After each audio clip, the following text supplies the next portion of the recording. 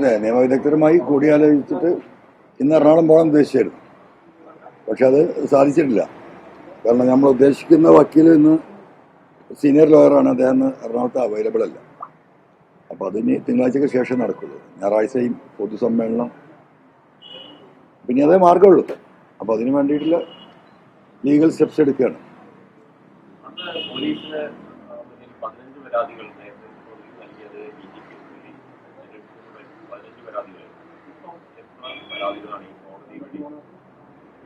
ഇല്ല, കോടതി വഴി പോകാൻ ഉദ്ദേശിക്കുന്നത് ഈ സ്വർണ്ണക്കള്ളക്കടത്തുമായി ബന്ധപ്പെട്ടിട്ടുള്ള പോലീസിന്റെ ഗൂഢാലോചന, അത് തട്ടിയെടുത്തിട്ടുള്ള രീതി, പിന്നെ അതുമായി ബന്ധപ്പെട്ട് ഡാൻസ് ഓഫ് സംഘം ഉണ്ടാക്കിയ അവരുടെ സ്വത്ത് അന്വേഷണം, അപ്രൈസറായ ഇന്നലെ ജനങ്ങളുടെ മുന്നിൽ കാണിച്ചു തന്ന കൊണ്ടോട്ടിയിലെ ഉണ്ണിയുടെ ഈ 3 വർഷത്തെ വളർച്ച, ഡാൻസ് ഓഫ് സംഘത്തിൽ തന്നെ ഒരു പ്രധാനിയായിട്ടുള്ള SP സുജിത്ദാസിന്റെ വലങ്കൈയായി പ്രവർത്തിച്ചിരുന്ന ഒരു പോലീസ് ഉദ്യോഗസ്ഥന്റെ അനീഷ്, അദ്ദേഹവുമായി ബന്ധപ്പെട്ടിട്ടുള്ള എന്താ പറയാ, അദ്ദേഹത്തിന്റെ സമ്പാദ്യങ്ങൾ, 2 ക്രഷറിൽ അദ്ദേഹം ഇപ്പൊ പാർട്ട്ണറാണ്. അത്തരം ആ കാര്യങ്ങൾ, പിന്നീട് നമ്മുടെ എടവണ്ണ റിദാൻ വധക്കേസ്, മാമി കേസ്, പിന്നെന്താണ് ഇത്തരം മേജറായിട്ടുള്ള ഈ സംഗതികൾ, ഇതാണ് കോടതിയെ സമീപിക്കാൻ ഉദ്ദേശിക്കുന്ന കാര്യങ്ങൾ.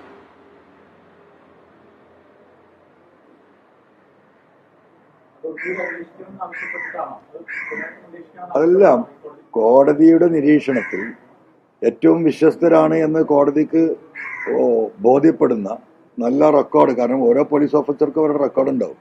ഈ 3 നിലത്തെ റെക്കോർഡ് നോക്കിയിട്ടൊരു കാര്യമില്ല. അത് അജിത് കുമാർ എഴുതി ഉണ്ടാക്കിയ റെക്കോർഡാണ്. ആ റെക്കോർഡിൽ ഏറ്റവും നല്ല ആളുകൾ ഏറ്റവും വലിയ കള്ളന്മാരായിരിക്കും. അപ്പൊ അതും കോടതി നമ്മൾ ബോധ്യപ്പെടുത്തും.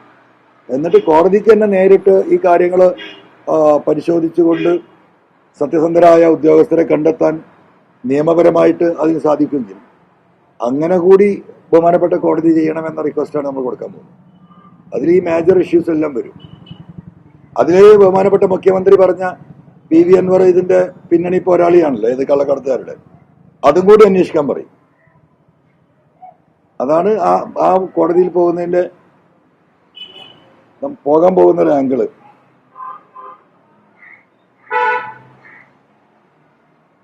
പിന്നെ അതുപോലെ തന്നെ ഫോൺ ചോർത്തലുമായി ബന്ധപ്പെട്ട് ഞാൻ ഉയർത്തിയ ഒരു വിഷയവും അന്വേഷിച്ചതായിട്ട് നമുക്ക് മനസ്സിലാക്കാൻ കഴിയുന്നില്ല.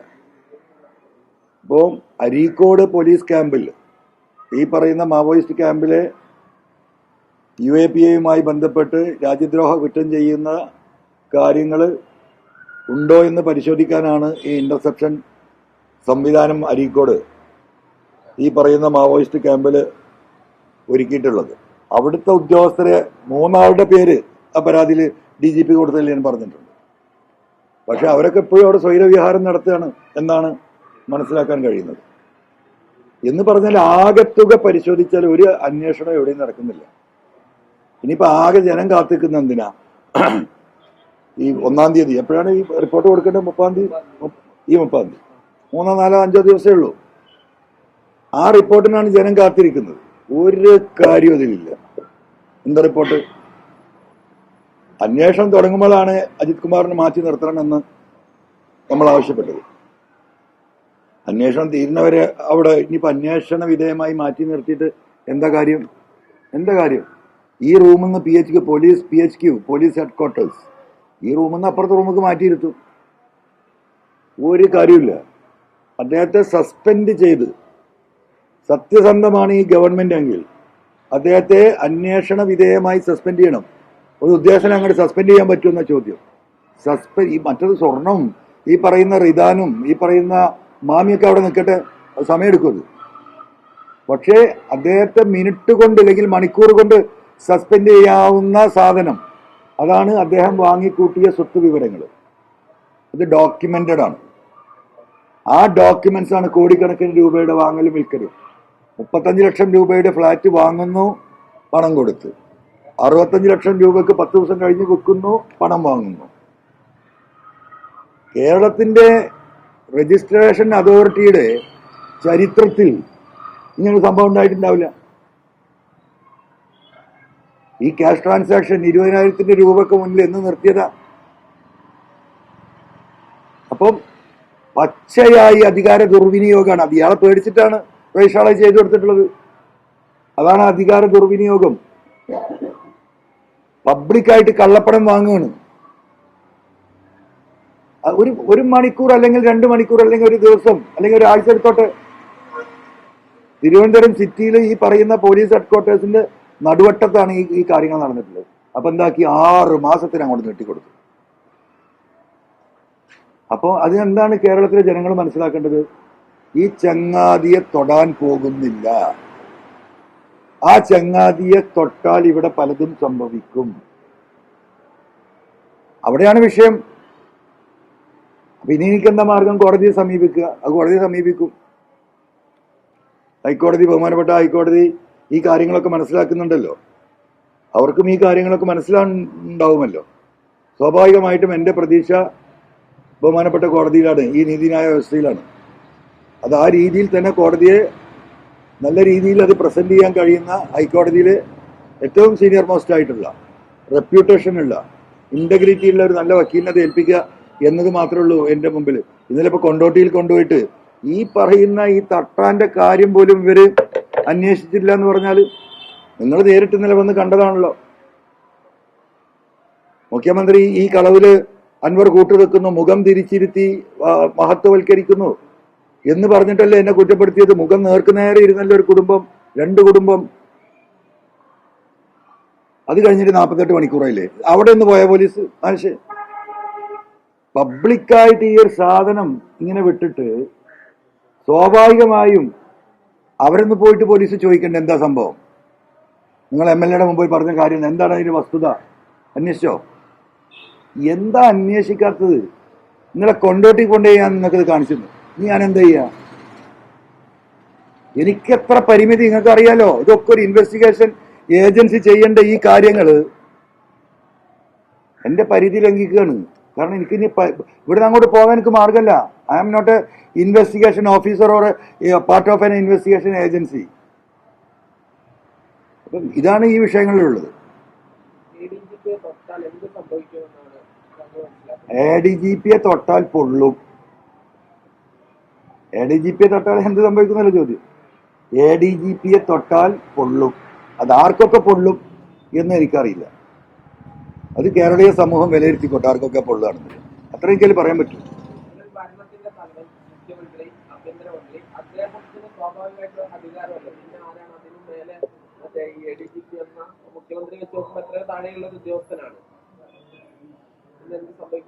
അത് നിങ്ങൾ ഇതൊക്കെ എന്നോട് ചോദിക്കണം. നിങ്ങൾക്ക് അതിന് ഉത്തരം ഉണ്ടല്ലോ. അത് ഉത്തരം കൊണ്ട് പറഞ്ഞാൽ പോരെ. പോത്തിനെ കൊണ്ട് വാഴ വെട്ടിക്കുക അറിയും പണ്ടത്തെ ആൾക്കാർ. ആ വാഴ പിന്നെ ഒന്നിനും പറ്റില്ല. പോത്തെങ്ങനെ വാഴ വെട്ടുക? സ്റ്റാൻഡ് ചെയ്ത് നിൽക്കുന്ന വാഴത്തോട്ടത്തേക്ക് പോത്തിന് ഇറങ്ങിയ പോത്ത് കൊമ്പോട് കൊത്തിയിട്ട് ഇങ്ങോട്ട് മറിക്കും. വാഴ പോവും, പക്ഷെ ആ വാഴ പിന്നെ ഒന്നിനും പറ്റില്ല. അതാണ് പോത്തിനെ കൊണ്ട് വാഴ വെട്ടിക്കാതെ പഴയ ആളുകൾ പറഞ്ഞു. ആ പണി ഞാൻ എടുക്കണ്ട. വാഴ ഇങ്ങളൊന്ന് വെട്ടി നോക്ക്. ഇന്നലെ എല്ലാ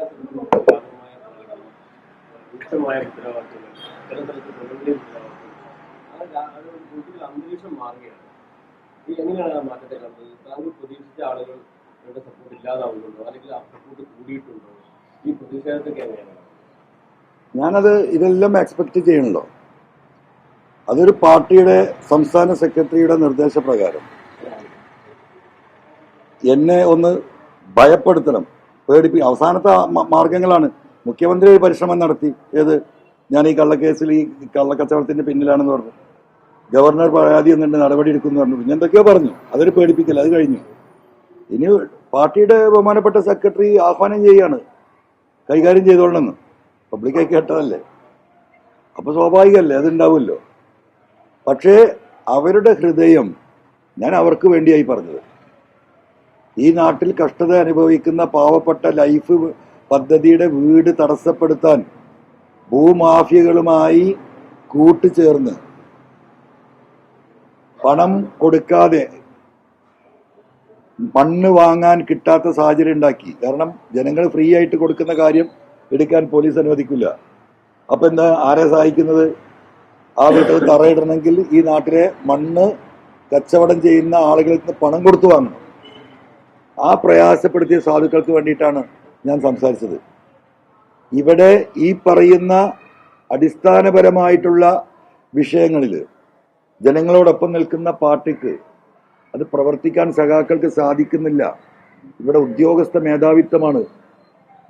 ഈ അനീതി കാണിക്കുന്ന ഉദ്യോഗസ്ഥരെ നിലക്ക് നിർത്താൻ ഇടപെടുന്ന സഖാക്കൾക്ക് അതിൽ ഇടപെടാൻ കഴിയുന്നില്ല.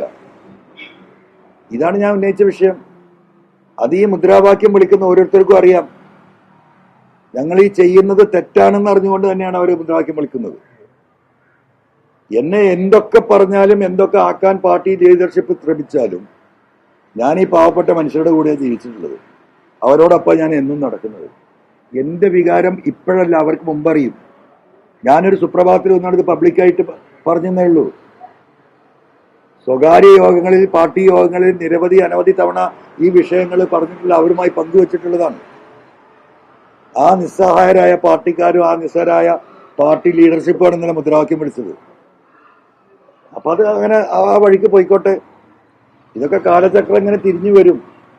ആ തിരിഞ്ഞു വരുമ്പോൾ അതൊക്കെ എന്താ യാഥാർത്ഥ്യമാകും. അതുകൊണ്ട് ആ വിഷയത്തിൽ എന്നെ സംബന്ധിച്ച് ആദ്യമോ ഒരു പരാതിയോ ഒന്നുമില്ല. അവിടെ നിൽക്കുന്ന ഓരോരുത്തരെയും എനിക്കറിയാം, അവരുടെ മനസ്സിൽ എനിക്കറിയാം. മിനിയാന്ന് വരെ ഞാൻ എടുത്ത ഈ നിലപാടിനോടൊപ്പം നിന്നവരാ. 100%, 1000%. നിങ്ങളെങ്കിലും ഉണ്ടായല്ലോ അനുറാക്ക, നിങ്ങളെങ്കിലും ഉണ്ടായാലും സഖാവേ എന്ന് പറഞ്ഞവരാണ്. അപ്പം അവരൊരു നിർബന്ധിത സാഹചര്യത്തിൽ ചെയ്യുന്നത്രേ ഉള്ളൂ.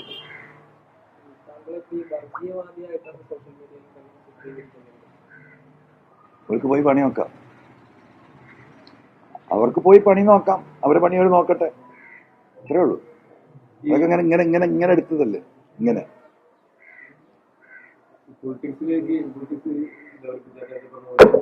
നേരത്തെ രാജിവെക്കണമെന്നൊരു ആവശ്യം CPM-ന്റെ സംസ്ഥാന ആവശ്യപ്പെടുന്നില്ല.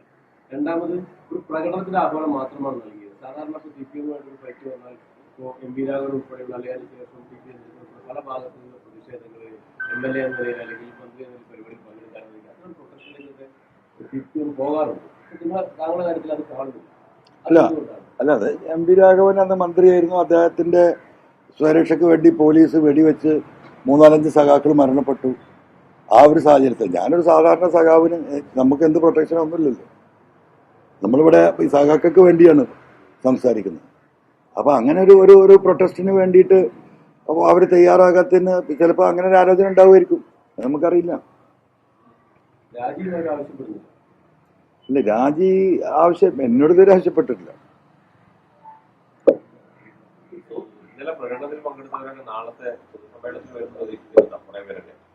ഇല്ല, പൊതുസമ്മേളനത്തിന് വന്നില്ലെങ്കിൽ അവർക്ക് കേൾക്കാമല്ലോ. ഇന്നത്തെ കാലത്ത് ഈ ആധുനിക വാർത്താ സംവിധാനത്തിന്റെ സൗകര്യം അതാണല്ലോ, എവിടെ ഇരുന്നും കേൾക്കാലോ.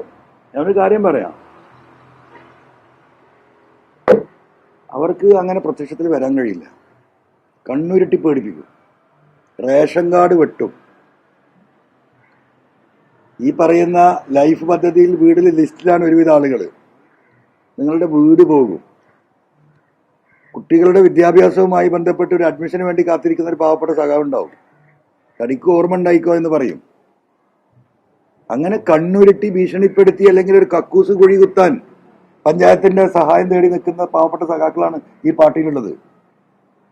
ആ സർക്കാരിന്റെ സഹായം കിട്ടിയിട്ട് വേണം ആ കക്കൂസിന്റെ കുഴി അവർക്ക് കുത്താൻ. അവരൊരു മാർഗമില്ല. അവരെങ്ങനെ ഇറങ്ങി വരും? അല്ല, ഞാൻ പറയട്ടെ, അവരെങ്ങനെ ഇറങ്ങി വരും? എനിക്കതറിയാം. ഞാൻ ഒരാളെയും അതിന് വിളിക്കാത്തത് അതുകൊണ്ടാണ് ഞാൻ ഒറ്റയ്ക്ക് ഒരു ജീപ്പിന്റെ മുകളിൽ കയറി നിന്ന് പ്രസംഗിക്കുമെന്ന് ഞാൻ പറയുന്നത്. അതവർക്ക് കേൾക്കാലോ. അപ്പം അതിന്റെ ഒരു എഫക്റ്റ് നമുക്കത് നോക്കാം. അല്ലാതെ സഖാക്കളെ നന്നായിട്ട് പൊളിഞ്ഞു കെട്ടി വരുമെന്ന് ഞാൻ പറയുന്നില്ല. പക്ഷെ ഈ ബാരിക്കേഡുകൾ ഇല്ലാത്ത കുറെ ആളുകൾ ഈ നാട്ടിലുണ്ട്.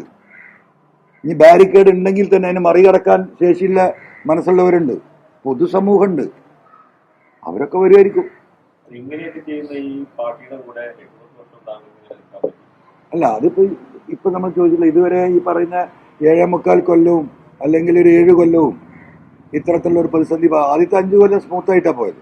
പിന്നെ യാതൊരു തർക്കമില്ല. എനിക്ക് നിലമ്പൂർ ചില കാര്യങ്ങൾ പറയേണ്ടത് ഇപ്പോൾ അഡ്വാൻസായി പറയുന്നില്ല. അപ്പോൾ അതിനുശേഷമുള്ള ഈ 3 കാലങ്ങൾ പാർട്ടിയുടെ ജില്ലാ സെക്രട്ടറി ഉണ്ടല്ലോ, എന്താണ് EN മോഹൻദാസ്, അദ്ദേഹം 2 ദിവസമായിട്ട് സ്റ്റേറ്റ്, ഞാൻ ഇന്നലെ രാത്രിയായി കാണുന്നു. സത്യം ഞാൻ കണ്ടിട്ടില്ല, കാരണം ഞാൻ ഇതൊന്നും കേൾക്കുന്നില്ലല്ലോ. അപ്പം എന്നെ ഒരു സഖാവ് വിളിച്ചിട്ട്, സഖാവെ നിങ്ങളത് കേൾക്കണം എന്നാണ് അയച്ചു തന്ന. അപ്പോൾ അത് നാളെ ഞാനൊന്ന് വിശദീകരിക്കുന്നുണ്ട്. നാളെ EN മോഹൻദാസ് എന്താണെന്നുള്ളത് ഇവിടുത്തെ പാവപ്പെട്ട സഖാക്കൾക്ക് അറിയില്ലല്ലോ. നമ്മളൊന്നും ഒരാളുടെയും വ്യക്തിഹത്യ നടത്താനോ മോശപ്പെടുത്താനോ നമ്മൾ ശ്രദ്ധിച്ചിട്ടില്ല. അവർക്കെതിരെ പാർട്ടി സഖാക്കൾ വിഷമം പറയുമ്പോൾ നമ്മളത് കോമ്പൻസേറ്റ് ചെയ്ത് വിടില്ല. അപ്പൊ ഇദ്ദേഹം ഈ പറയുന്ന മോഹൻദാസ് ഇത്ര തരം തോന്നാനാണ് എന്ന് എനിക്ക് ആദ്യം അറിയാം. അദ്ദേഹത്തിന്റെ വേറെ റാങ്കിലാണ്. പക്ഷെ അദ്ദേഹം എത്രത്തോളം തരം താഴാൻ ഒരു പാർട്ടി സെക്രട്ടറിക്ക് പറ്റുമോ എന്നുള്ളത് ഇന്നലെ കണ്ടിട്ടുണ്ട്. അത് എനിക്ക് സഖാക്കളോട് സംസാരിക്കാനുള്ളത്. വിത്ത് എവിഡൻസ്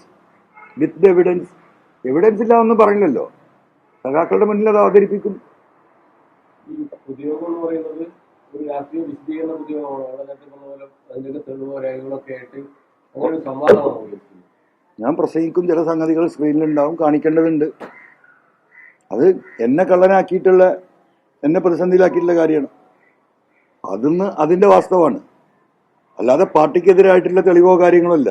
ഞാൻ പറഞ്ഞല്ലോ, ഇനിയിപ്പോ എന്തൊക്കെ ചെയ്താലും പശ്ചിമ ബംഗാളിന്റെ ഒരു അവസ്ഥയിലേക്ക് ഈ പാർട്ടി പോകാൻ പാടില്ല എന്ന് വിശ്വസിക്കുന്നവനാണ്. ഈ നാട്ടിൽ കമ്മ്യൂണിസ്റ്റുകാരൻ ഉണ്ടാകണമെന്ന് ആഗ്രഹിക്കുന്നവനാണ്. അപ്പം അതിന്റെ അടിത്തറക്ക് മാന്തുന്ന ഒരു രാഷ്ട്രീയമായിട്ട് നമ്മൾ ഒരിക്കലും പോകില്ല. കാരണം ഈ കെട്ടകാലത്തിൽ നിന്ന് നല്ലൊരു നേതൃത്വത്തിലേക്ക് ഒരു പക്ഷേ ഇത് തിരിച്ചു വരുമ്പോൾ ഇവിടെ ഈ പറയുന്ന ഫാസിസത്തെയും മുതലാളിത്തത്തെയും ഒക്കെ ചെറുക്കാൻ ഒരു സോഷ്യലിസ്റ്റ് ആശയക്കാരി ഈ നാട്ടിൽ ഉണ്ടാകണമെന്ന് ആഗ്രഹിക്കുന്ന ആളാണ്. അതുകൊണ്ട് അതിലേക്കൊന്നും ഞാൻ പോകില്ല. എനിക്കെതിരെ ഉയർത്തുവിടുന്ന സംഗതികൾ ഞാനല്ലാതെ ഡിഫെൻഡ് ചെയ്യാനില്ല. ആ കാര്യങ്ങളായിരിക്കും, അത്രേ ഉള്ളൂ.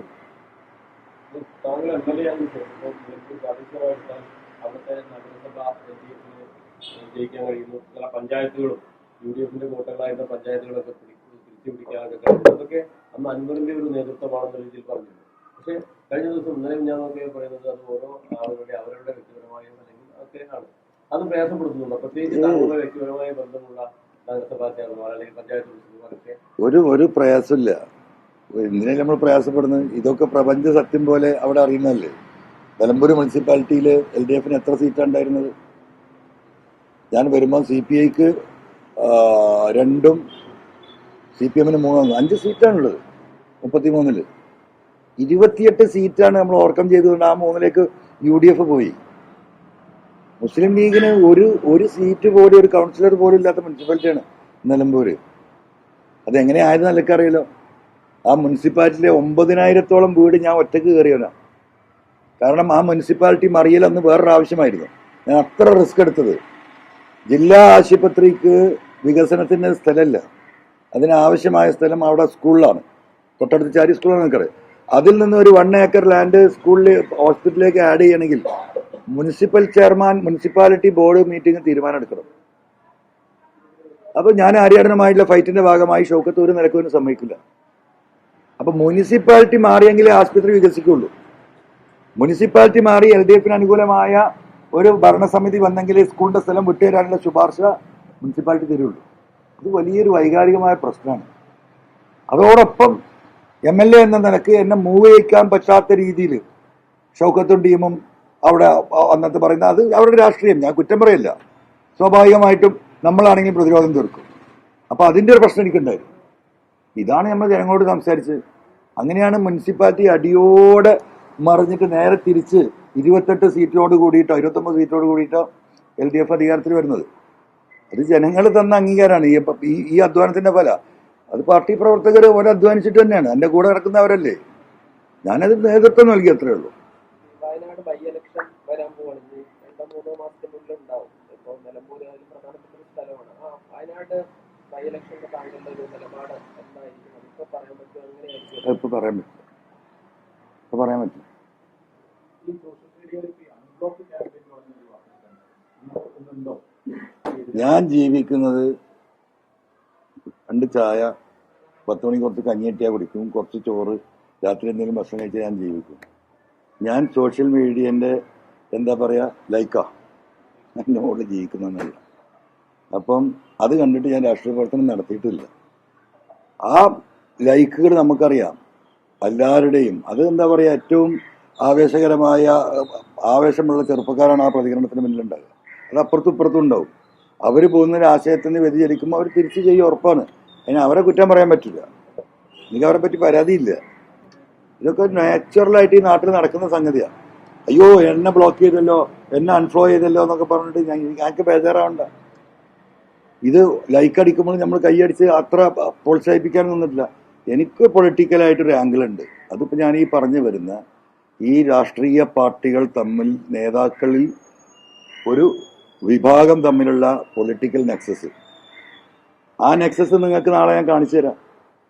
ഈ പാർട്ടിയുടെ ജില്ലാ സെക്രട്ടറി പറയാണ്, എന്താ പറഞ്ഞു, എന്തൊക്കെയോ പറഞ്ഞു, പോട്ടെ.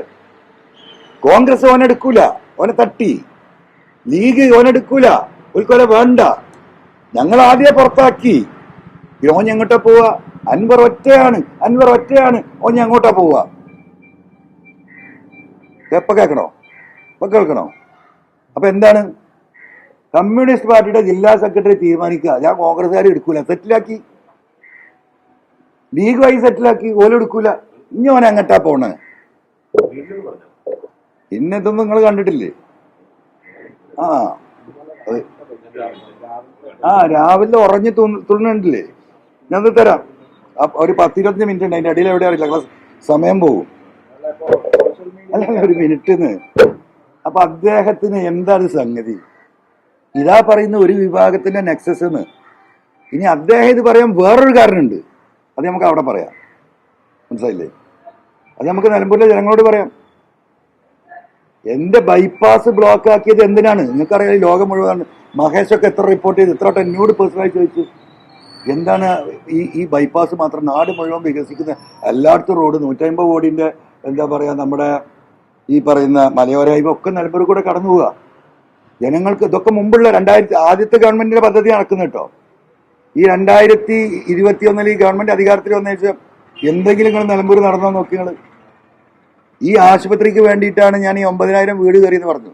ആ സ്ഥലം മുനിസിപ്പാലിറ്റി വിട്ടു വന്നിട്ട് കാലത്രയായി. ഇപ്പോഴും സർക്കാരിന് ഒരു ഓർഡർ തരാൻ സർക്കാരിന് സാധിച്ചിട്ടില്ല. എന്താ വരാത്തത്? ഞാൻ നിങ്ങളോട് വിശദീകരിക്കും. കോളേജ് 2016 തൊട്ട് 2021 വരെയുള്ള UDF LDF ഭരണകാലത്ത് കിട്ടിയ കോളേജാ.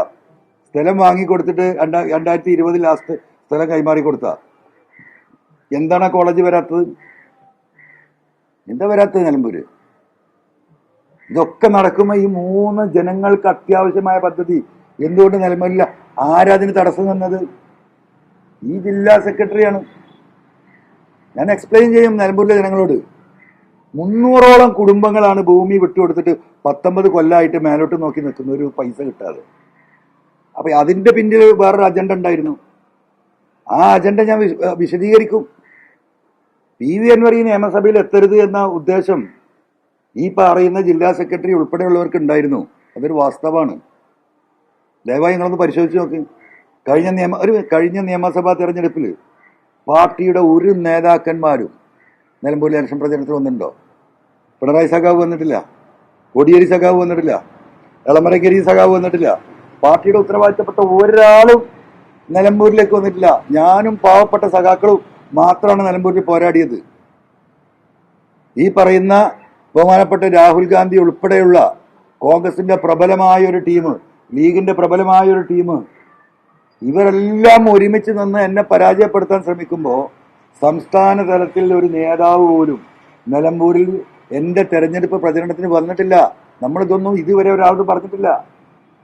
മനസ്സിലായോ? അങ്ങനെ പ്രശ്നങ്ങൾ ഉണ്ടാക്കാനല്ല ഉദ്ദേശിച്ചത്.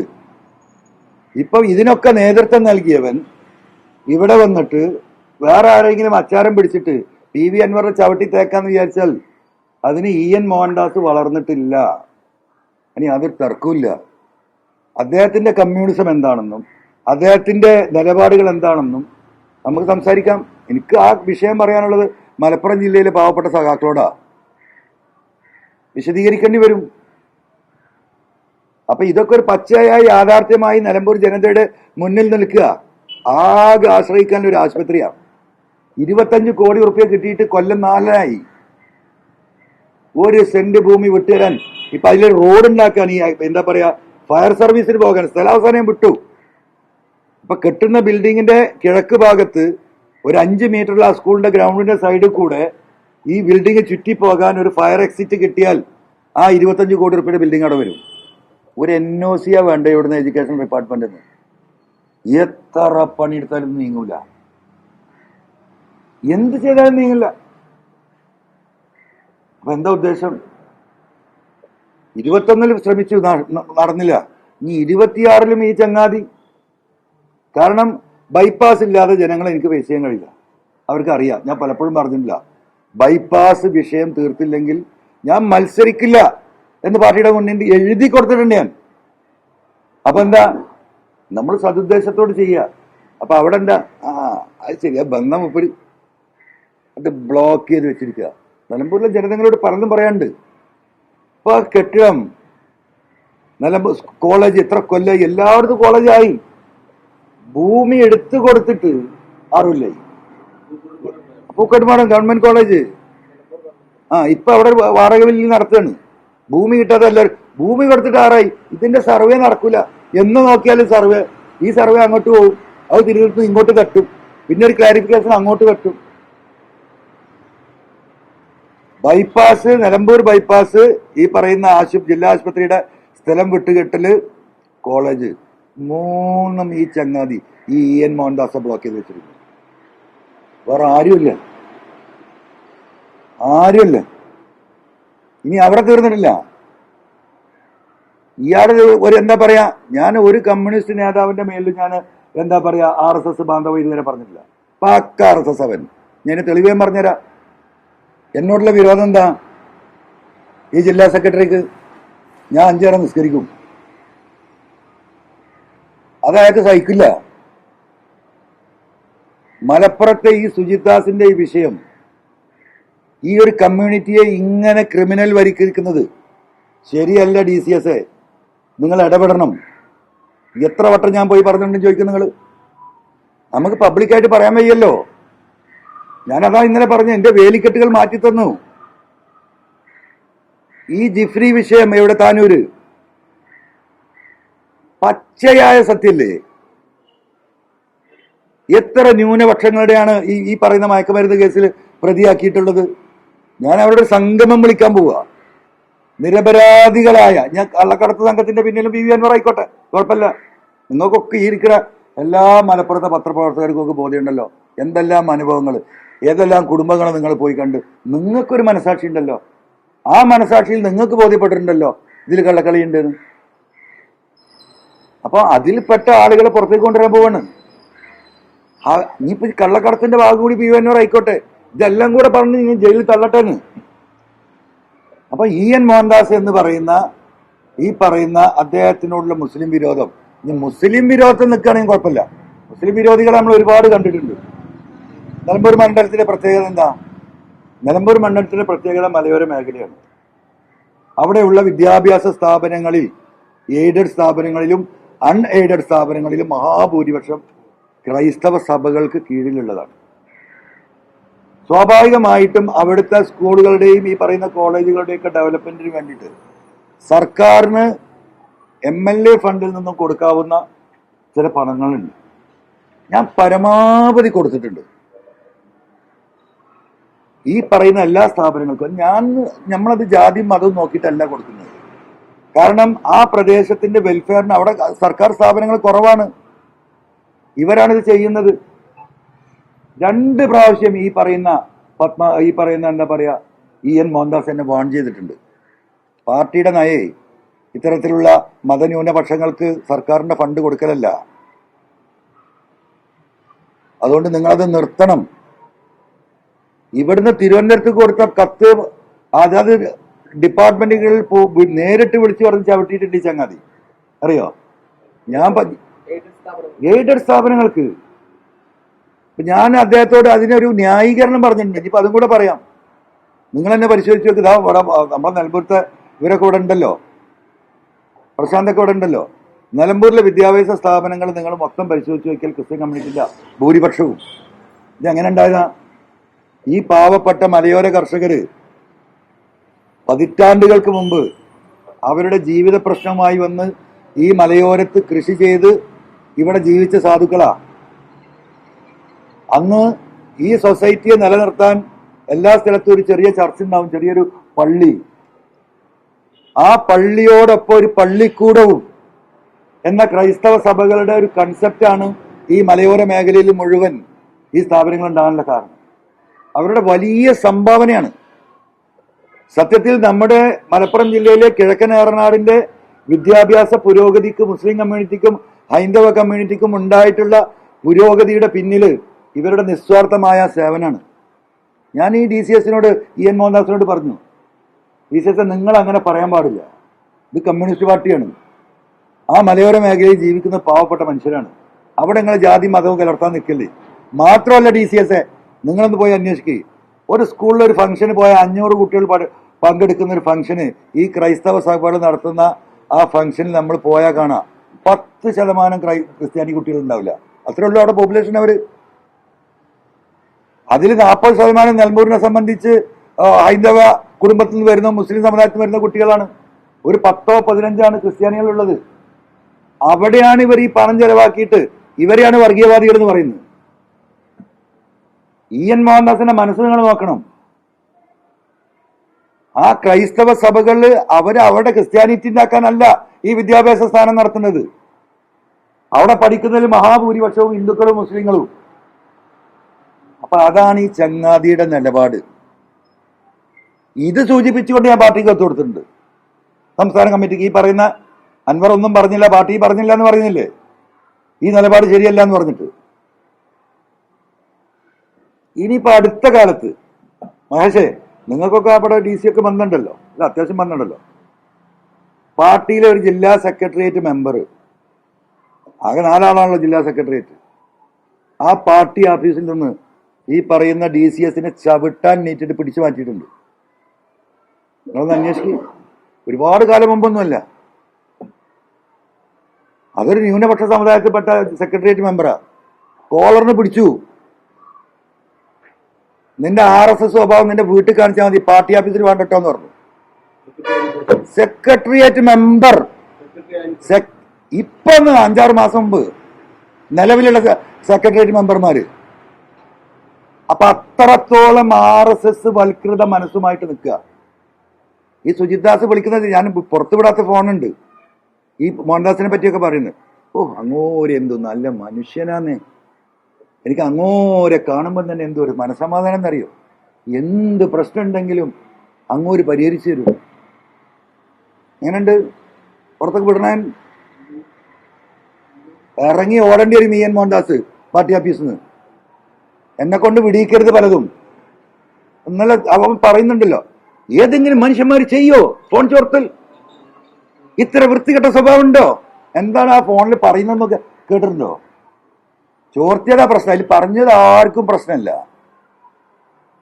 ഈ സമൂഹത്തെ, ഈ നാടിനെ കുട്ടിച്ചോറാക്കാൻ നടക്കുന്ന ഡയലോഗ് അടിക്കുന്നത് ഈ ADGPയെ കുറിച്ച് ഞാനല്ല പറഞ്ഞത്. ആദ്യം ഈ IPS ഉദ്യോഗസ്ഥനായ സുജിത് ദാസ പറഞ്ഞത്.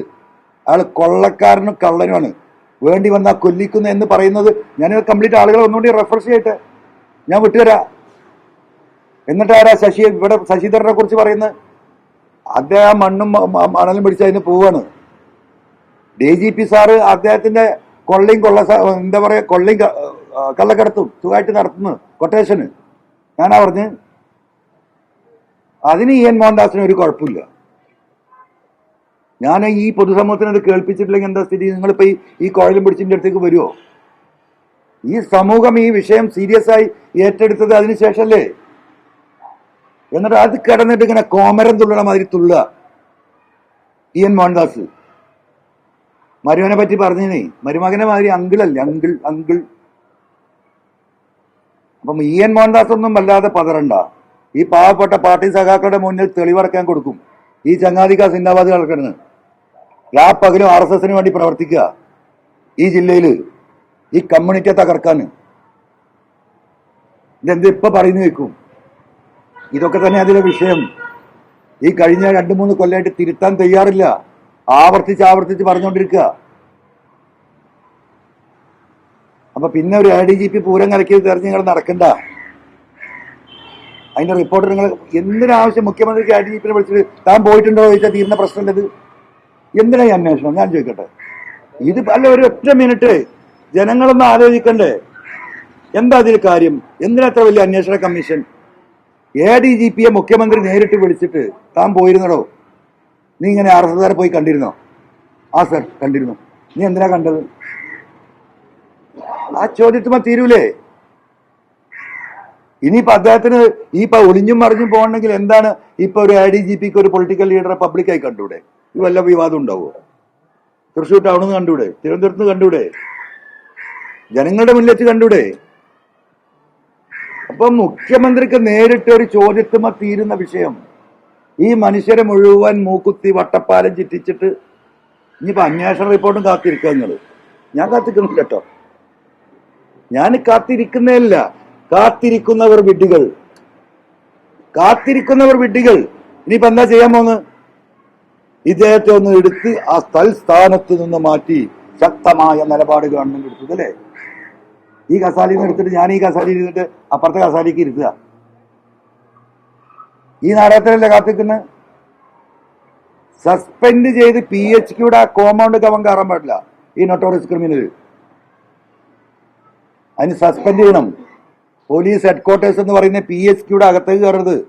ഒഫീഷ്യൽ ഫോണും നെറ്റും കമ്മ്യൂണിക്കേഷനും വാങ്ങി DGPയുടെ വെക്കണം. എന്നിട്ട് സസ്പെൻഡ് ചെയ്തിട്ട് വീട്ടിൽ പോയി ഇരിക്കുന്നു പറയണം. എന്നിട്ട് സത്യസന്ധമായ ഓഫീസർമാരുണ്ടെങ്കിൽ ഇതൊന്ന് അന്വേഷിക്കട്ടെ. അത് ചെയ്യാത്തത് കൊണ്ടാണ് ബഹുമാനപ്പെട്ട കോടതിയെ സമീപിക്കാൻ പോകുന്നത്.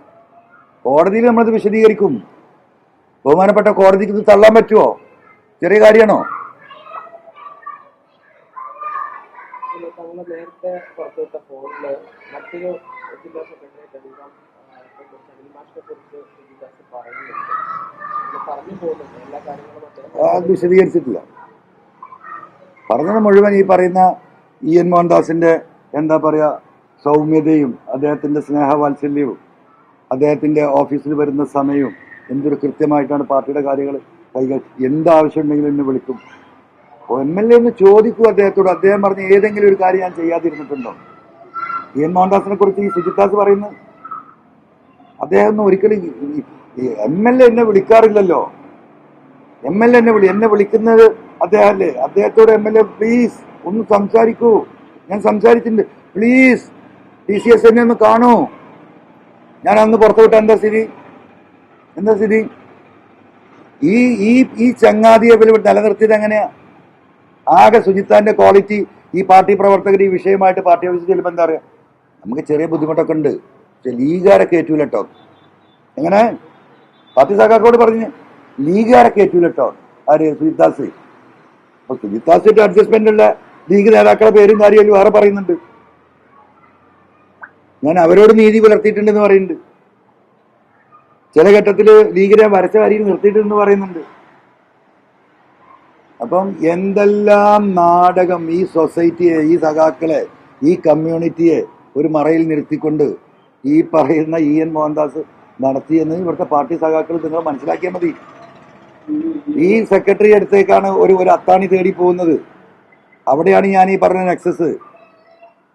ഒരു വിഷയം പാർട്ടി ആഫീസിൽ പ്രാദേശികമാവട്ടെ, അത് കമ്മ്യൂണിസ്റ്റുകാർ ലീഗിനെതിരെയാണ്, ലീഗിന്റെ ഒരു ഉത്തരവാദിത്തപ്പെട്ട എല്ലാവർക്കും വേണ്ടപ്പെട്ട പ്രമാണിക്കെതിരാണ് പാർട്ടിയിൽ പരാതി കൊടുത്തത്, കേസെങ്കിലും തെളിയില്ല. കോൺഗ്രസിന്റെ ആണെങ്കിൽ അതും തെളിയില്ല. തിരിച്ച് ഈ പറയുന്നത് ഇങ്ങോട്ടാണെങ്കിൽ ആ കമ്മ്യൂണിസ്റ്റുകാരനും തെളിയില്ല. തിരിച്ച് ഇങ്ങോട്ട് ഈ സാധു ലീഗുകാരനാണെങ്കിൽ അതും തെളിയില്ല. അതാണ് ഈ പറയുന്നത്. പാർട്ടി ലീഡർഷിപ്പിലെ ഒരു വിഭാഗം ആളുകളും ലീഡർമാർ തമ്മിലുള്ള ഈ പറയുന്ന അന്തർധാര, അവിഹിത ബന്ധം, കൂട്ടുകെട്ട് എല്ലാ നേതാക്കന്മാരും ഉണ്ടെന്ന് ഞാൻ പറഞ്ഞിട്ടില്ല, ഒരിക്കലും പറയില്ല. ശക്തമായി പാർട്ടിക്ക് വേണ്ടി നിൽക്കുന്ന, അല്ലെങ്കിൽ ആ പ്രസ്ഥാനത്തിന് വേണ്ടി നിൽക്കുന്ന ലീഗിന്റെയും കോൺഗ്രസിന്റെയും കമ്മ്യൂണിസ്റ്റ് പാർട്ടിന്റെയും നേതാക്കന്മാർ സ്റ്റേറ്റിലുണ്ട്. അവർക്കൊന്നും ബലമില്ല. അവിടെ പ്രശ്നം പാർട്ടിക്കൊപ്പം നിൽക്കുന്ന നേതാവിന്, ലീഗിന്റെ നേതൃത്വത്തിനോടൊപ്പം അണികളോടൊപ്പം നിൽക്കുന്ന നേതാവിന്, കോൺഗ്രസിന്റെ അണികളോടൊപ്പം നിൽക്കുന്ന ഈവൻ BJPക്ക് പോലും അത്തരം സത്യസന്ധരായിട്ടുള്ള ലീഡർഷിപ്പിന് എന്താ പറയുക ശക്തിയില്ല. അവർ ചോർന്നു പോവുക. കാരണം ഇവർ കാറ്റൊഴിക്കും. ഈ മെഡിക്കൽ കോളേജിൽ പണ്ടൊരു പണി ഉണ്ടായിരുന്നു, അത് നമുക്കറിയാം. ഇപ്പോഴും അത്യാവശ്യം നടക്കുന്നുണ്ട്, നിന്നിരുന്നു സർക്കാർ ഹോസ്പിറ്റലുകളിൽ. ഒരു പുതിയ സ്കാനിങ് മെഷീന് 2, 3, 5 കോടി ഉറുപ്പിക കൊടുത്ത് മെഡിക്കൽ കോളേജിൽ വലിയ ആഘോഷമായിട്ട് ഉദ്ഘാടനമൊക്കെ നടക്കും. 2 ആഴ്ച 3 ആഴ്ച 1 മാസമായി ഈ സാധനം പ്രവർത്തിക്കുക. മനസ്സിലായി? മഞ്ചേരി മെഡിക്കൽ കോളേജ് നിങ്ങൾ പോയി നോക്കിയാൽ മതി. അപ്പൊ അതിന്റെ ഫ്യൂസ് വലിച്ചുവിട്ടൊരു സംഘമുണ്ട്. ഈ പറയുന്ന സ്കാനിങ് മെഷീൻ്റെ, അല്ലെങ്കിൽ എക്സ്റേ മെഷീൻ്റെ, അല്ലെങ്കിൽ വലിയ വില കൂടിയ ലാബ് എക്യുപ്മെന്റ്സിന്റെ അത് ഊരിനോട് കൂടിയ നിന്നും ആരാത് ഊരിക്കണത്? ഇത് ഈ ആശുപത്രിയിലെ ഒരു മാഫിയ സംഘം. എന്നിട്ട് ഡോക്ടർമാർ എഴുതുകയാണ് 5000 റുപ്യ മറ്റേ സ്കാന്, 2000 റുപ്യ അയാളുടെ പോക്കറ്റിലേക്ക്. മെഡിക്കൽ ലാബ് വർക്ക് ചെയ്യുന്നില്ല, 500 റുപ്യ 1000 റുപ്യൻ്റെ ലാബാണ്, 250 റുപ്യ 300 റുപ്യ ഡോക്ടർക്ക്. എന്ത് സർക്കാർ ഉണ്ടാക്കിയിട്ടും കാര്യമില്ലല്ലോ. 15 ദിവസം അല്ലെങ്കിൽ 1 മാസം അല്ലെങ്കിൽ 2 മാസം കോടികൾ മുടക്കിയ എക്യുപ്മെന്റ്സ് കേരളത്തിലെ കംപ്ലീറ്റ് ഹോസ്പിറ്റലും പരിശോധിച്ച് നോക്കി നിങ്ങൾ. അപ്പൊ ഇത് പോയി അവിടെ പോയി സംസാരിക്കാൻ ആരല്ലത്? പ്രത്യക്ഷത്തിൽ അത്തരം വിഷയങ്ങൾ ഇടപെടുക ഈ പറഞ്ഞതുപോലെ തന്നെ പാർട്ടി സഖാക്കളാണ്. കുറച്ച് ആവേശമുള്ളത്, അല്ലെങ്കിൽ യൂത്ത് ലീഗിനെ കുറച്ച് ചെറുപ്പക്കാരുണ്ടാവും, അല്ലെങ്കിൽ കോൺഗ്രസിനെ കുറച്ച് ചെറുപ്പക്കാരുണ്ടാവും. എന്താ ഈ ഏർപ്പാട് നടക്കാത്ത ചോദിക്കുക. അവിടെ ചെന്നാൽ ഓനെ പോലീസിൽ കേസെടുത്തു. ആ കേസെടുത്ത് നേതാവിന്റെ അടുത്തേക്ക് എന്നെങ്കിൽ എന്തിനാ അങ്ങോട്ട് പോയത് ചോദിക്കും. അത് എന്തെങ്കിലും ആയിക്കോട്ടെ ചങ്ങായി, അവിടെ പോയിട്ട് ഇവരോട് തട്ടിക്കയറി വരണമെന്നാണ് ആര് പറയാ? ഈ രാഷ്ട്രീയ നേതാക്കന്മാർ പറയാ. അപ്പൊ ഇതിന്റെയൊക്കെ കമ്മീഷൻ എല്ലാവർക്കും ഉണ്ട്, ഡോക്ടർമാർക്കും മാത്രമല്ല. അപ്പൊ അതിൽ ഇടപെട്ട പാർട്ടി പ്രവർത്തകർ, അത് ലീഗ് ആവട്ടെ, കോൺഗ്രസ് ആവട്ടെ, കമ്മ്യൂണിസ്റ്റ് ആവട്ടെ, ആശുപത്രിയിൽ പോയിട്ട് നീയാ നോക്കണ. അവിടെ വേറെ ആളുകളില്ലേ? അതിനല്ലേ അവിടെ സൂപ്രണ്ട് ഇരിക്കണത്? അതിനല്ലേ അവിടെ മറ്റേ സിസ്റ്റം ഉള്ളത്? നമുക്ക് അവിടെ പറഞ്ഞാൽ പോരെ? അവിടെ പോയി നീ തട്ടിക്കയറേണ്ടിരുന്നോ? ഓന്റെ പണി കഴിഞ്ഞു. ഔദ്യോഗിക കൃത്യനിർവഹണം തടസ്സപ്പെടുത്തിയതിന് ആ ലീഗുകാരന്റെ പേരിൽ, ആ കോൺഗ്രസ്സുകാരന്റെ പേരിൽ, അല്ലെങ്കിൽ ആ പോകുന്ന കമ്മ്യൂണിസ്റ്റുകാരന്റെ പേരിൽ, സഖാവിന് വേണ്ടി കേസായി. എത്ര വട്ടം പോകും? എത്ര വട്ടം പോകും? വന്ധീകരണം നടത്തുക. അവിടെയാണ് ഈ നെക്സസ്, ഈ പറയുന്ന അവിഹിത ബന്ധം, ഈ അന്തർധാര. ഇതിനി മനുഷ്യരോട് വിളിച്ച് പറയാൻ തന്നെ തീരുമാനം. എന്നിട്ട് മനുഷ്യന്മാർ തീരുമാനിച്ചോട്ടെ എന്താ വേണ്ടെന്നുള്ളത്. ആ കുട്ടിയോടൊന്നും ഉണ്ടാക്കാൻ പറ്റും. അപ്പോ ആ അന്തർധാര, ഇതാണ് വിഷയം. ജില്ലാ സെക്രട്ടറി വലിയ സംഭവമാണ്. അത് വേറെ ആരെങ്കിലും സാധ്യതകൾ കണ്ടവരുണ്ടോ? അത് പാർട്ടി നേതൃത്വം ശ്രദ്ധിച്ചിട്ടുണ്ടോ? സംഘടനാ രീതി അനുസരിച്ച് കടുത്ത നടപടി. ഈ ചവിട്ടാൻ നീച്ച ആള് തന്നെ എന്നോട് പറഞ്ഞു. ചവിട്ടാൻ നീറ്റോ തന്നെ പറഞ്ഞു. കാരണം ഈ വിഷയം 2 പ്രാവശ്യം ഞാൻ സൂചിപ്പിച്ചു. അതിന്റെ കാര്യം പറയണ്ട, ഞാൻ അവനെ ചവിട്ടാൻ നീറ്റ എന്റെ കാര്യത്തിൽ നിന്ന് പറഞ്ഞു. ജില്ലാ സെക്രട്ടറി RSS ആണ് എന്നൊക്കെ പറയുന്നത് അതീവ ഗുരുതരമാണ്. അത്തരമൊരു ആരോപണങ്ങൾക്ക് അല്ല, അതിന്റെ തെളിവ് തന്നെ എന്റെ സുഹൃത്ത് ഈ പറഞ്ഞത് മുഴുവൻ. 5 നേരം നിസ്കരിക്കുന്ന ഒരു മുസൽമാനായ ഒരു കമ്മ്യൂണിസ്റ്റുകാരനായി പോയി ഞാൻ. അതിലപ്പം തെറ്റ്, അതല്ല എന്റെ തെറ്റ്. എനിക്ക് നിസ്കരിക്കാൻ പറ്റുമോ? ഇവരെ ബോധ്യപ്പെടുത്താൻ, ഈ EN മോഹൻദാസിനെ ബോധ്യപ്പെടുത്താൻ പറ്റുമോ? പാർട്ടി മീറ്റിംഗ് നടക്കുകയാണെങ്കിൽ ബാങ്ക് വിളിച്ചാൽ ഞാൻ നിസ്കരിക്കാൻ പോകും. അത് കഴിഞ്ഞ് ഞാൻ തിരിച്ചു വരും. അതിൽ ആർജവം എനിക്കുണ്ട്. ഇസ്ലാം എന്താ? ആദ്യം ഒരു ഇസ്ലാം പഠിക്കണം. ഇസ്ലാം പറഞ്ഞ ഭീകരതയാണല്ലോ. ഇസ്ലാമിൽ ഒരു കൃത്യമായ ഹദീസ് എന്താ പറയുന്ന അറിയാം? ഈ ലീഗിന്റെ നേതാക്കന്മാർക്ക് നിങ്ങൾ പറഞ്ഞു കൊടുക്കണം. അവര് പറയണം അവരെന്തിനെങ്ങനെ ഭയപ്പെടുന്നത്. ഒരു അന്യമത സ്ഥാപനത്തിന് നേരെ നിങ്ങൾ നെറ്റിച്ചുളിച്ച് നോക്കരുത്. ഒരു മുസൽമാന് റസൂൽ നൽകുന്ന നിർദ്ദേശമാണ് നെറ്റിച്ചുളിച്ച്. നല്ലൊരു അമ്പലം കണ്ടു, പണ്ടാറടക്കം പറയാൻ പാടില്ല, നെറ്റിച്ചുളിച്ച് നോക്കരുത് എന്ന് പറഞ്ഞു. നല്ലൊരു ക്രൈസ്തവ ദേവാലയം കണ്ട് അതിലെ നോക്കിയിട്ട് നിങ്ങൾ നെറ്റിച്ചുളിച്ചത് ഒരു അമർഷം രേഖപ്പെടുത്തരുത്. അതാണ് ഇസ്ലാം. മനസ്സിലായോ? ഞാൻ അതിന്റെ ഭാഗ അല്ല. ഇവരിത് പറയുമ്പോഴേക്ക്, ചാപ്പ കുത്തുമ്പോഴേക്ക് പേടി ഒളിച്ചിട്ട് ജനങ്ങളും വേണ്ട, സമുദായം വേണ്ട, പള്ളിയും വേണ്ട, മദ്രസും വേണ്ട, ചർച്ചും വേണ്ട എന്ന് പറഞ്ഞ ഓടിനോടത്തിലല്ല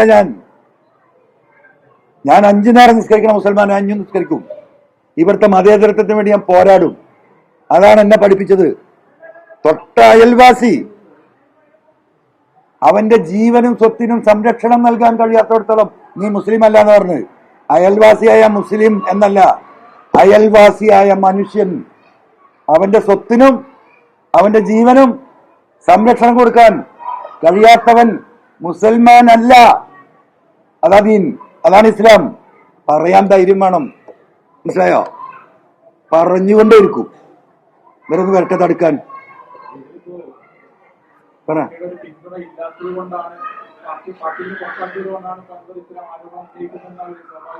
പറഞ്ഞോട്ടേന്ന്, ഇതൊക്കെ ഒരു പ്രപഞ്ച സത്യല്ലേ? ഇപ്പൊ ഈ പറഞ്ഞോണ്ടൊക്കെ കളവല്ലേ? അല്ല, എന്ത് തെളിവ് അതിന് വേണ്ടത്? ഈ ഈ ഈ പറയുന്ന 3 പ്രോജക്റ്റ് തടസ്സപ്പെടുത്തി ഞാൻ പറയാം, അതിന് തെളിവ് തരാം. ഒന്ന്, ഈ പറയുന്ന പാർട്ടിയുടെ ഒരു ലീഡർമാരും 2021 ഞാൻ മത്സരിക്കാൻ തെരഞ്ഞെടുപ്പ് പ്രചരണത്തിന് വന്നിട്ടില്ല. ഒരു റുപ്യ പാർട്ടി ഫണ്ടായിരിക്കും ചെലവഴിച്ചിട്ടില്ല. തെരഞ്ഞെടുപ്പ് പ്രചരണത്തിന് വന്നിട്ടില്ല എന്ന് പറയുമ്പോൾ മത്സരിച്ചത് കോൺഗ്രസ് യു പ്രകാശാണ്. അപ്പോൾ യു പ്രകാശിനെ CPM നേതൃത്വം സഹായിച്ചു എന്നാണ്? ഒരിക്കലുമല്ല. PV അൻവർ തോൽക്കണം, PV അൻവർ തോൽക്കണം, അത്രേ ഉള്ളൂ. അത് പാവപ്പെട്ട താക്കൾക്ക് അവിടെ അറിയില്ല. അതിന് ഏറ്റവും വലിയ തെളിവ് നിങ്ങൾ പരിശോധിച്ചാൽ നിങ്ങൾക്ക് കാണാൻ പറ്റും. നിലമ്പൂർ മുനിസിപ്പാലിറ്റി 3100 വോട്ട്, എനിക്ക് 4000 വോട്ടിട്ടുണ്ട് ആ മുനിസിപ്പാലിറ്റിയിൽ. ആ സാധനം 1700 ഇങ്ങോട്ട് വന്നു. ആരെ വോട്ടാ പോയത് എനിക്കറിയാം, ഞാനത് പറയാൻ പോയിട്ടില്ല. പാർട്ടിയിൽ ഞാൻ ഡിസ്കസ് ചെയ്തിട്ടുണ്ട്. ഇനിയിപ്പോ ബൈപ്പാസിന്റെ വേറൊരു കാര്യം പറഞ്ഞുതരാം. ഏറ്റവും അവസാനം ഉണ്ടായത് ഇപ്പോ 2 മാസം, കഴിഞ്ഞ നിയമസഭ 3 മാസമായില്ലേ, ഈ 3 മാസം മുമ്പ് ബഹുമാനപ്പെട്ട മുഖ്യമന്ത്രിയെ കാണാൻ ഒരു ബസ്സിന് ഈ ബിൽഡിങ്ങിന്റെ സ്ഥലം വിട്ടുകൊടുത്ത ആളുകൾ തിരുവനന്തപുരത്തേക്ക് വന്നു. CM-നെ കാണാൻ കണ്ടിട്ടില്ല നിങ്ങൾ? അന്ന് വന്ന് CM-മായി സംസാരിച്ചവർ പിരിഞ്ഞു. അന്ന് നിലമ്പൂരിലെ പാർട്ടി സെക്രട്ടറി ഇട്ട പോസ്റ്റ് ഓർമ്മല്ലേ, ഇവരെ കൊണ്ടുപോയി ആരാ പറ്റിച്ചത്? ഇവിടുന്ന് പോയ ആളുകള്, ഈ ഭൂമി വിട്ടുകൊടുത്ത ആളുകളും MLA-യിൽ നിന്ന് മുഖ്യമന്ത്രിയുടെ ഓഫീസിൽ പെട്ടെന്ന് ഈ പ്രശ്നങ്ങൾ 18 കൊല്ലമായി ഞങ്ങൾ ഇതിന് കാത്തിരിക്കുന്നു, ഞങ്ങൾക്ക് തരാനുള്ള പണം തരണമെന്ന് കൊടുക്കുന്ന അഭ്യർത്ഥന പാർട്ടിയുടെ Nilambur local secretary Hari Das post ചെയ്തിരിക്കുക. ആ ഫോട്ടോ ഇട്ടിട്ട് ഈ സാധുക്കളെ ആരാണ് കൊണ്ടുപോയി പറ്റിച്ചതെന്ന് ഓർമ്മല്ലേ? നിങ്ങൾ റിപ്പോർട്ട്, നിങ്ങൾ വാർത്ത കൊടുത്തല്ലോ. അല്ല, പിൻവലിപ്പിച്ചത് അത് വേറെ കേസ്, കൊടുത്തല്ലോ. അപ്പൊ ഇതൊക്കെ നിങ്ങൾ കൂട്ടി വായിച്ചാൽ മതി. ഇതിലപ്പുറം എന്ത് തെളിവ് അതിന് തരാൻ പറ്റുക? മലപ്പുറം ജില്ലയിൽ ഒരു പക്ഷേ മലബാറിൽ ഇതുപോലെ ഒരു റോഡ്, ഒരു ബൈപ്പാസ് കോടാനക്കോടി റുപ്യ. എനിക്ക് നാട്ടുകാരുടെ മുമ്പൊക്കെയാണ് ഈ പറയുന്നത് പൈസ ഇല്ല അല്ലേ? ഈ കോടിക്കണക്കിന് 6 ലൈനും 10 ലൈനും 25 ലൈനും റോഡ് പണി നടക്കുക, പാലങ്ങൾ വരുന്നു, നിലമ്പൂരിൽ തന്നെ നടക്കുന്നു. ഈ ആൾക്കാർ വന്ന് ചോദിക്കാണ്, എന്താണ് സാറേ ഇതിന് ഇത്രയും പൈസ ഉണ്ടല്ലോ, സർക്കാരിന്റെ അടുത്ത് പൈസ ഇല്ലെങ്കിൽ ഇതൊക്കെ നടക്കുമോ? ഞങ്ങളെ പൈസ മാത്രം എന്താ കിട്ടാത്തത്? ഞാൻ എന്ത് മറുപടി അറിയും? അവസാനം അന്ന് മുഖ്യമന്ത്രിയുടെ അടുത്തേക്ക് പോകുമ്പോൾ അവരോട് പറഞ്ഞു, ഇത് കിട്ടിയാൽ ഞാൻ വാങ്ങിത്തരും, കിട്ടിയില്ലെങ്കിൽ ഇനി വോട്ടും ചോദിച്ചാൽ നിങ്ങളെ വീട്ടിലേക്ക് വരില്ല. ഈ പദ്ധതി നടപ്പാക്കിയില്ലെങ്കിൽ PV അൻവർ നിലമ്പൂർ മത്സരിക്കൂല. എനിക്ക് അത്രയല്ലേ അവരോട് പറയാൻ പറ്റുള്ളൂ.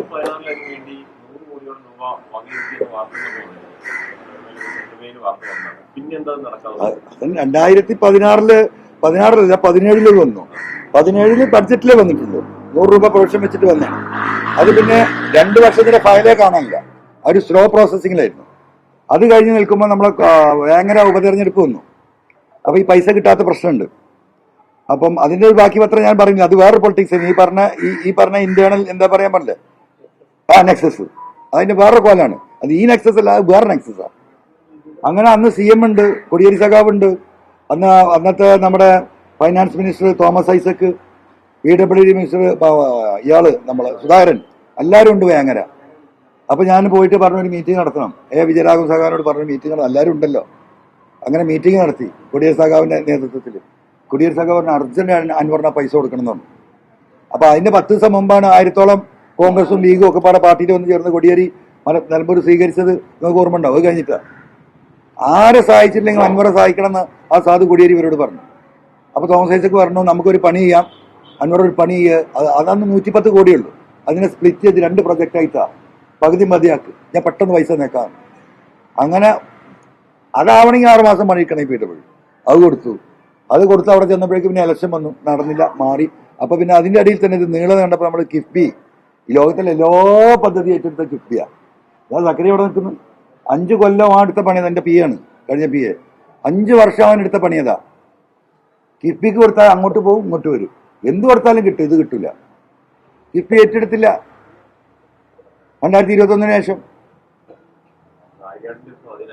അല്ല, അത് ആദ്യഘട്ടത്തിൽ. പിന്നെ അത് കഴിഞ്ഞല്ലോ. ആദ്യഘട്ടത്തിലുണ്ടായിരുന്നു 2-2.5 കൊല്ലം നല്ല പ്രശ്നം ഉണ്ടായിരുന്നു. താങ്കളെ തോൽപ്പിക്കാൻ ശ്രമിക്കുന്നതിനേക്കാൾ അവർക്ക് അങ്ങനെയാണെങ്കിൽ CPM-ന് വേറെ സ്ഥാനാർത്ഥിയെ നിർത്താൻ മതിയായിരുന്നില്ലേ? നിർത്തുന്നതേ ഓർമ്മ ഉണ്ടാവുള്ളൂ, എപ്പോഴാണ് വീട്ടിൽ പോകുന്നതെന്ന് അറിയില്ല.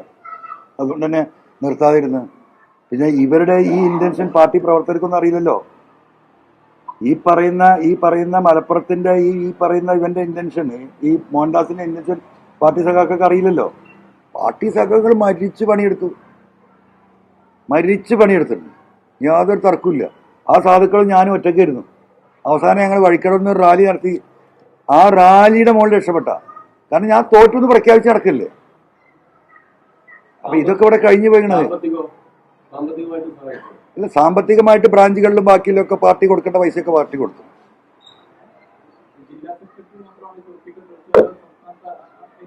ഇല്ല ഇല്ല ഇല്ല ഇല്ല, ഇയാളുടെ ഒരു ഇന്റൻഷൻ തന്നെ.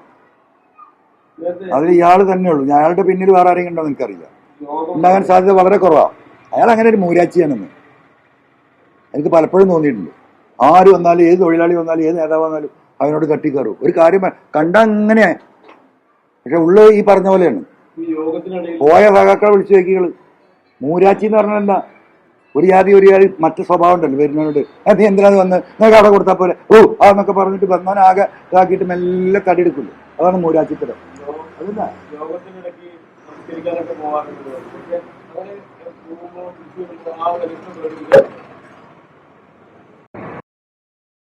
അയാളൊന്നും എനിക്ക് പോലില്ല. നമ്മളിപ്പോ പ്രാദേശിക യോഗങ്ങൾ നടക്കുമ്പോ ഇവിടെ എന്താ നമ്മള്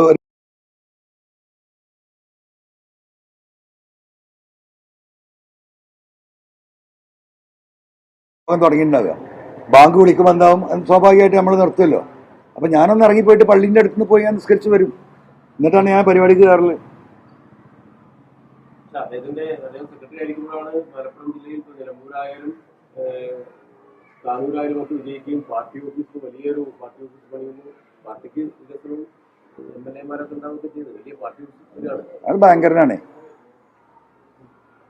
ഭയങ്കര കഴിവില്ലാണ്. സത്യത്തിൽ 4 കൂടി ആക്കി ജയിപ്പിക്കാൻ കഴിയുന്നു. വേറെ ആരോ മൂപ്പർക്ക് പാരാച്ച ആ കഴിവൊക്കെ എല്ലാവർക്കും അറിയാം. അതല്ല ഇയാള് ഭയങ്കര സ്വാധീനം, ഇടപെടാൻ ശേഷിയില്ലോനാണ്. അതിന് യാതൊരു തർക്കമില്ല.